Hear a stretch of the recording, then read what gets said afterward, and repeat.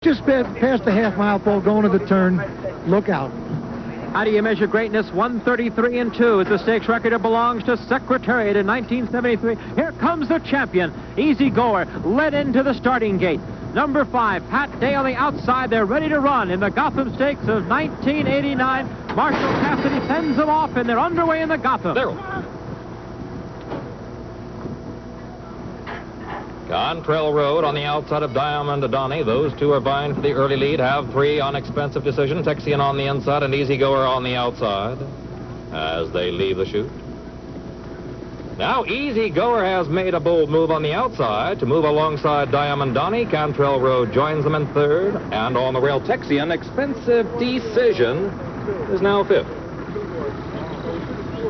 Diamond Donny continues to lead. The quarter has been run in 22 and 2.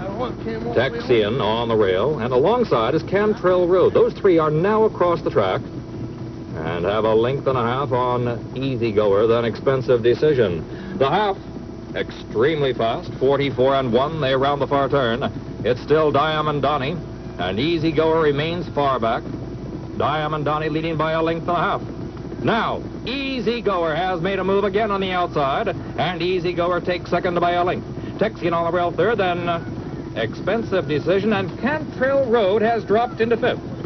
3/4, 8 and 3. The pace is still fast as Easy Goer moves alongside Diamond Donny. Easy Goer now gets the lead and goes clear by 2. Diamond Donny is second by 3, then expensive decision, and Texian. Cantrell Road has been eased. They pass 16th pole. Easy Goer has the lead. Easy Goer wins by 10. And Diamond Donny was second, and expensive decision third in the 7th race, the Gotham Stakes at Aqueduct. Thank you, Marshall. That is gentlemen, how a champion should perform. We're waiting to get the time now for the Gotham Stakes. But he did it like a champion should. He jumped to the front. And there it is. That would be a new stakes and a new track record for a mile at Aqueduct. 1:32 and 2. The old mark was Easy Goer. 1:32 and 2, Easy Goer's mark. The old record, of course, belonged to the legend Secretariat in 1973. We'll take a look at him again, Pete. And Pat Day was just trying to hang on. Well, that's all he had to do. You know, I said early in the show that I thought Houston gave me goosebumps. But how could you describe any other way what we're watching here? Pat also talked about when this horse levels off, he gets a foot lower to the ground and just becomes a streamlined jet airplane type of thing, and that's what he's doing here. This Marshall called the margin 10. I won't be surprised if it's even longer than that. And it is a new stakes and track record at Aqueduct for the mile. 1:32 and 2. He smashed Secretariat's mark by a full second. Ladies and gentlemen, you're looking at greatness. Easy Goer, the champion. Welcome back to Aqueduct, maybe a part of racing legend here, as you see Pat Day bringing Easy Goer back to the winner's circle. The last time a 2-year-old champion stood in the winner's circle after a Gotham Stakes was 17 years ago when Secretariat did it. At the time it was a stakes record, 1:33 and 2.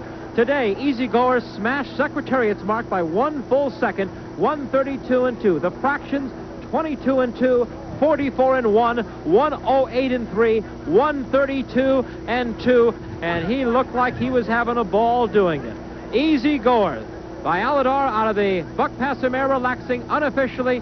Easy Goer winning it. Diamond Donny, the Maryland horse, kept on the track and finished second today, over 10 lengths back. Expensive decision ran third, 1:32 and 2. Pete Axum now with a telestrator look at the Gotham Stakes. Axe? Well, the best laid plans, Chris. You know, here's Diamond Donny in front, and Pat Day's laying back comfortably in 4th. The pace is fast. You know Pat's plan is to just wait and make his move later. But all of a sudden, look at this horse. He's so full of himself, he drags him up to the lead. Absolutely drags him into contention. Now, watch Pat just get a hold of him, get him steadied. He doesn't want to go to the lead this early. Not so much for today, but for the first Saturday in May. He still wants this horse to have balance and patience. Now, the only question, will Diamond Donny give him a problem and bolt when he goes by? He went by so fast, Diamond Donny wouldn't have had time to do it. And that was all she wrote. Well, an emotional moment in the winner's circle as well. We just looked over at Shug McGahee's wife, Mary Jane, who not only Shug's wife, but also The groom of this horse was in tears. There you see the legendary Ogden Phipps, the patriarch of the Phipps stable. And there again in the black and cherry red, the Phipps stable colors, the champion Easy Goer. We'll be back with more of our story of a record-setting Gotham Stakes in New York. And Pat Day's going to be a happy man. Welcome back to Aqueduct Racetrack. Easy Goer heading back to the barn area, and there's Ogden Phipps with Pat Day as they accept their trophies for the Gotham Stakes, the record Gotham Stakes here, 1:32.2, the time of Easy Goer. Let's take a look now at the official order of finish. The prices are up here at the Gotham Stakes. Easy Goer, well, like a 1 to 10 should, 210, 210, 210. Diamond Donnie was second, 260, 210. By the way, that exacta 5-2 returned $9.40. Expensive decision, also 210. So the bridge jumpers didn't have to breathe that hard today. Easy Goer performed like the champion he was supposed to. Texian, by the way, ran fourth in the race. It was an awesome performance. The people here were giving Easy Goer a cheer as he came into the winner's circle and as he left. Let's take a look now, a tight ISO look at Easy Goer. There you see the cherry red cap, the black silks, as Easy Goer pulls Pat Day around the turn. You see inside him Diamond Donnie. But Pat Day again, not even asking, as Easy Goer just lets him out a notch, and look at the big horse move now. Here he comes as he comes down the way here, down the stretch. And it was an impressive performance. He won by more than 10 lengths, Marshall Cassidy called it. Again, the time, 1:32.2, a new stakes, a new track record here at Aqueduct in New York. And there's Shug McGahee, the Eclipse Award-winning trainer, the man who's been guiding this champion's career, and what a job he's done to this point. We'll be back to talk to the winners in a moment. We all know that it takes quite a bit in this game to leave me speechless, so I'm going to let the principals involved describe what we just watched today. Sure.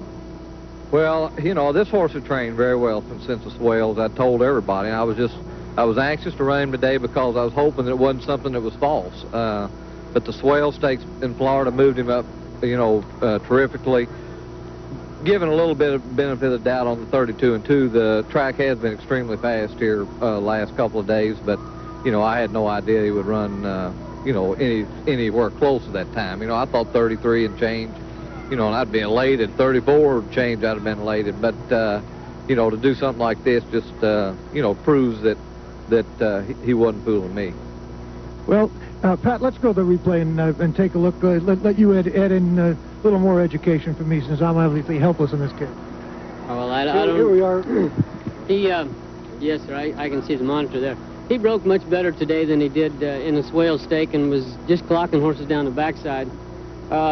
Just as we come on the main track, it looked like Chris Antley wanted to get over inside of the two-horse. He had a right there... he's had a history of trying to get out and bolt, and I'm sure Chris wanted to get to the inside of him. Right here, my horse kind of, it almost looked like he made a premature move, but then he settled. And I really never asked him. You know, he went on around the turn easy. I kept watching the two-horse, but I was catching him as he started coming out at the head of the lane, and I was already obligated to the outside, which worked out fine. I had to help my horse. I didn't have to help him, but I helped him just a little bit to change leads and encouraged him just a little bit to get him to finish on up, and then just primarily rode with him. He was under no undue encouragement from me the last part of the race, and I was just truly amazed when I come back. As I told you earlier, I thought he would run in 33 and change, and was just very surprised and elated to see the time on the board when I came back, knowing how easily he had done it. Right here, when you were going by, it almost looked like this horse wanted to get by him so fast that the other horse wouldn't have had a time to bolt into him if he wanted to. Well, I would hope not. You know, a horse like this colt is such a nice colt. I certainly don't want to take any unnecessary chances at this stage of the game and possibly incur an injury or something. So we just, right here, we're just letting him do it on his own. I mean, it was a pleasure. You know, from a rider's standpoint, I just can't, words don't describe what I was feeling as we was coming down the lane. Well, I'm glad someone else is speechless, but let's go to our special guest, Mary J. McGahee. You've been exercise rider, groom. I know I've seen you in the stall with him these mornings. And, of course, now you're about to give birth, so you can't do all your duties, but I know how close he is to your heart. Describe how it feels to see something this almost freakish that he could accomplish. Well, I've always thought that he had a whole lot of talent, and every time he runs, he still amazes me more. It warms your heart, I'll tell you. Yeah. Your heart must be about as warm as it could be then today. Yeah. I thought it was the last time, but it's getting, every time, it seems like he does something else to get me all excited again. Just keeps getting better and better, Chris, and so does this horse. Back to you. Look at the crowd of people around that winner's circle there, the photographers pressing in. They know they're sharing something that is special in racing. And I'm with a gentleman who's had so many special moments in this sport and given us so many. Bull Forbes, Buck Passer, they just come rushing back to us, of course.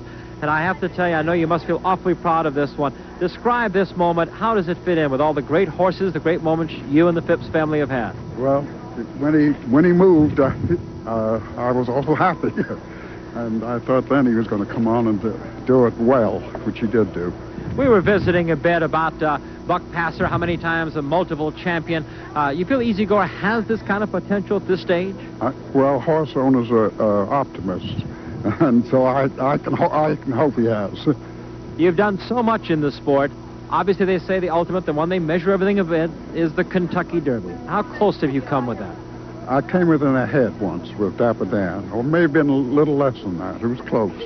I know that Denny Phipps, your son, is not here today. He's down watching his horse, awe-inspiring run in the Flamingo. Will you run both horses in the Kentucky Derby? I doubt it. We haven't fully decided that, but I think this one looks like the better one, and we'll put them both in, and if this horse is all right, we'll probably just run him. Mr. Phipps, thank you. Thank you for letting us share this moment. Thank you. Ogden Phipps, the owner of the Phipps family of the great Easy Goer. Let's give